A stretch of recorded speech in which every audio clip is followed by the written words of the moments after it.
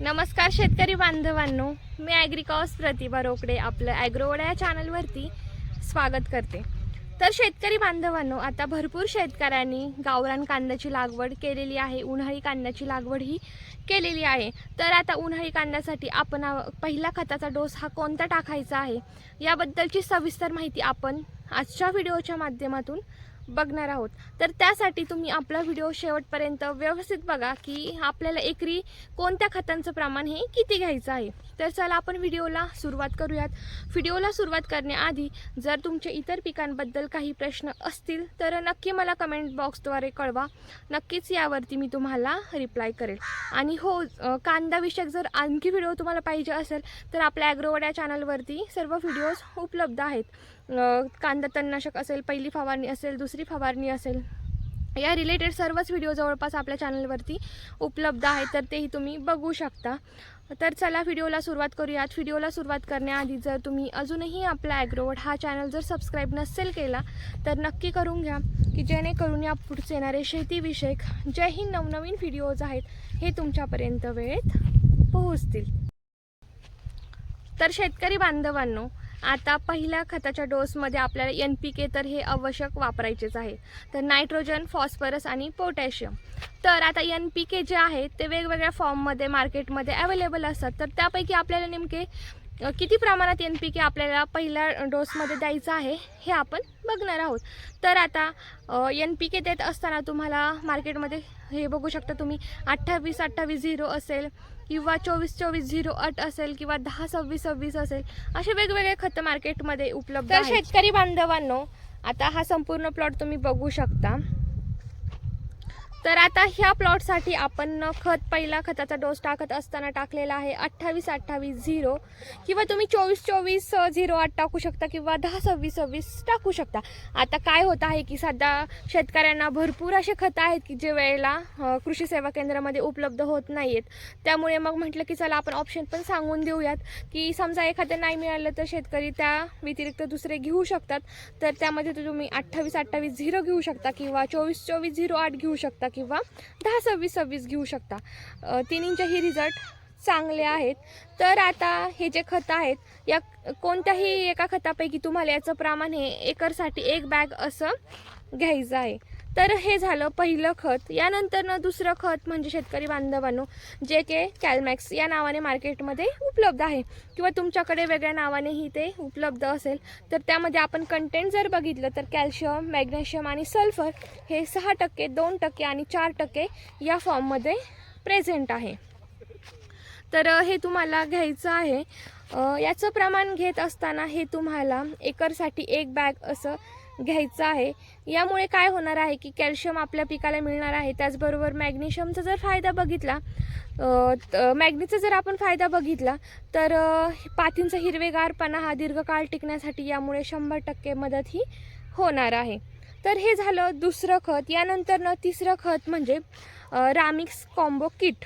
तर हे पण मार्केटमध्ये खत आपल्याला उपलब्ध होऊन जाईल।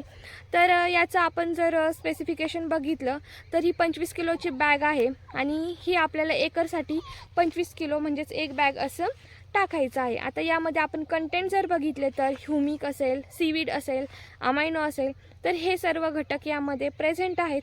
त्याचबरोबर ferrous sulphate, bentonite sulphur plus magnesium sulphate plus manganese, boron, zinc वगैरे सगळे तुम्हाला मायक्रोन्यूट्रियंट या खतामध्ये बघायला मिळणार आहेत। म्हणजेच हे एक मायक्रोन्यूट्रियंट आहे। यामुळे कारण काय होतं की सुरुवातीच्या अवस्थेमध्ये आपल्या पिकाला मायक्रोन्यूट्रियंटची खूप जास्त गरज असते, वाढीसाठी असेल, पांढऱ्या मुळ्यांची संख्या वाढण्यासाठी असेल, तर खूप जास्त गरज आपल्याला मायक्रोन्यूट्रियंटची सुरुवातीच्या अवस्थेमध्ये असते। तर यासाठी तुम्हाला हे मायक्रोन्यूट्रियंटची बॅग आवश्यक वापरायची आहे, कारण यामध्ये सर्व घटक एकत्रित हे प्रेझेंट आहेत। तुम्हाला सेपरेट हे घटक घेण्याची काहीही एक गरज नाही आहे। तर हे तुम्ही घेऊ शकता आणि पांढऱ्या मुळ्यांची संख्या जेवढी जास्त वाढेल तेवढं तुमचा कांदा नंतर न फुगण्यासाठी 100% मदत ही होणार आहे। तर जर तुम्हाला जास्तीत जास्त उत्पन्न मिळवायचं असेल तर तुम्हाला मायक्रोन्यूट्रियंटचा वापर करणं हे फार गरजेचं आहे पहिल्या खताच्या डोसमध्ये। तर हे झालं तिसरं खत. यानंतरनं शेतकरी बांधवांनो चौथं खत म्हणजे सिलिकॉन. तर सिलिकॉन हे जे खत आहे हे सर्व शेतकऱ्यांना जवळपास माहीत आहे. तर सिलिकॉनचा वापर जर आपण बघितला तर सिलिकॉनमुळे काय होतं की पातींचा हिरवेगारपणा दीर्घकाळ टिकण्यासाठी मदत होते. पाती ह्या सरळ आणि टाईट राहतात. तर यासाठी तुम्हाला सिलिकॉनचाही वापर यामध्ये करायचा आहे. सिलिकॉनचा वापर करत असताना याचं प्रमाण हे तुम्हाला 1 बॅग एकरसाठी असं घ्यायचं आहे. आता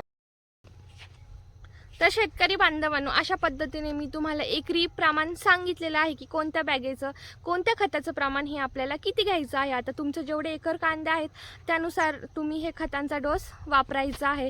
यामुळे खूप छान रिझल्ट येतात. आणि हे जे मी तुम्हाला आता पहिला डोस सांगितलेला आहे यामध्ये जवळपास सर्वच न्यूट्रिएंट कांद्याला आपले मिळून जाणार आहेत. दुसऱ्या डोसमध्ये तुम्हाला कमीत कमी खर्च करायचा आहे आणि कमीत कमी खतं घ्यायची आहेत. मी तुम्हाला नंतर दुसऱ्या खताच्या डोसमध्ये फक्त 2च खतं सांगणार आहे. तेवढेच तुम्हाला टाकायचे आहेत आणि त्यानंतर तुम्ही बघू शकता त्यामध्ये पण तुम्हाला चिलेटेड फॉर्ममध्ये जे खतं आहेत म्हणजे पावडर फॉर्ममध्ये जे की तुम्ही फवारणीद्वारेही फवारू शकता त्याबद्दलची नंतर मी तुम्हाला माहिती सांगणार आहे. आणि त्यामुळे कांदा फुगण्यासाठीही 100% मदत होणार आहे. कारण दुसरा जो खताचा डोस आहे तो कांदा फुगण्यासाठी स्पेशली असतो. त्याचबरोबर पातीला करपा वगैरे आलेला असतो तर त्याच्यासाठीच असतो. तर त्याबद्दलची तुम्हाला पुढे जाऊन सविस्तर माहिती तर बघायला मिळणारच आहे. तर अशा पद्धतीने तुम्हाला पहिल्या खताचं नियोजन हे पहिल्या डोसाचं नियोजन हे करायचं आहे. आता या व्यतिरिक्त जर तुमचे शेतीविषयी काही प्रश्न असतील तर नक्की मला कमेंट बॉक्सद्वारे कळवा. नक्कीच यावरती मी तुम्हाला रिप्लाय करेल. आणि हा व्हिडिओ इतरही शेतकऱ्यांपर्यंत नक्की शेअर करा. कारण भरपूर कांदा उत्पादक शेतकरी आहेत की ज्यांना माहितीची गरज आहे, योग्य माहितीची गरज आहे. तर नक्की हा व्हिडिओ शेअर करा आणि आपल्या व्हिडिओला एक लाईक नक्की करा. जर तुम्हाला माझी माहिती सांगितलेली आवडत असेल तर एक लाईक हा नक्की करा. तर चला भेटूयात अशाच एका नवीन माहितीपूर्वक व्हिडिओमध्ये. व्हिडिओला एंड करण्याआधी जर तुम्ही अजूनही आपला ॲग्रोवर्ड हा चॅनल जर सबस्क्राईब नसेल केला तर नक्की करून घ्या की जेणेकरून या पुढचे येणारे शेतीविषयक जेही नवनवीन व्हिडिओज आहेत हे तुमच्यापर्यंत वेळेत पोहोचतील.